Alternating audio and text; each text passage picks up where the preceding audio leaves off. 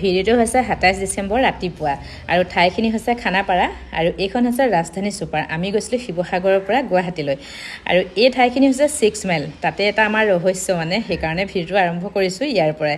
আৰু আমি মানে যিখিনি ঠাইলৈ আহিছিলোঁ 6 মাইলৰ সৰোজ নগৰ, তাত আমি নাপাওঁতে মানে আমাক অ'টো ড্ৰাইভাৰজনে ৰাখি দিলে। এইফালে আমি এতিয়া 6 মাইলতে একাপ চাহ খাই লওঁ বুলি ইয়াতে চাহ খাইছোঁ। প্ৰায় 5:30 মান হ'ব ৰাতিপুৱা সময়টো আৰু ইয়াতে চাহ একাপ খাই লৈ পেলাই আমি বেটেৰী ৰিক্সাখন লৈ পেলাই আমাৰ নিৰ্দিষ্ট ঠাই মানে এয়া হৰেণগেন হোটেল পালোগৈ। কিন্তু ভিডিঅ'টো মই অলপমান দেৰিকৈহে ষ্টাৰ্ট কৰিছোঁ। আমি যেতিয়া হোটেল পালোগৈ, হোটেল পোৱাৰ পিছত আমি ওলাই আহিছিলোঁ ফ্ৰেছ হৈ পেলাই, তাৰপিছতে ভিডিঅ'টো আৰম্ভ কৰিছোঁ। আৰু এইখন হোটেলতে আমি আছিলোঁ, 5 নম্বৰ মহলাত আছিলোঁ দেই। তাৰপিছত আমি এফালে লিফ্টত যাওঁ বুলি ভাবিলোঁ। ষ্টেপেদি ওপৰলৈ উঠি গ'লে আচলতে ভৰি বিষ হৈ যায় আৰু 9:30 পৰা আমাৰ ট্ৰেইনিং আছে, মানে আমি মেডিকেল ট্ৰেইনিং এটাতহে গুৱাহাটীলৈ গৈছিলোঁ আৰু ইয়াতে হোটেল আমাৰ বুক হৈ আছিলে। তাৰপিছত গৈ আমি ইয়াতে ব্ৰেকফাষ্ট কৰি লওঁ বুলি গ'লোঁ। মৰ্জিনা এইফালে আমাৰ কাৰণে চাহ আনিছে। এইফালে বহুত ধুনীয়াকৈ ব্ৰেকফাষ্ট দিছে দেই।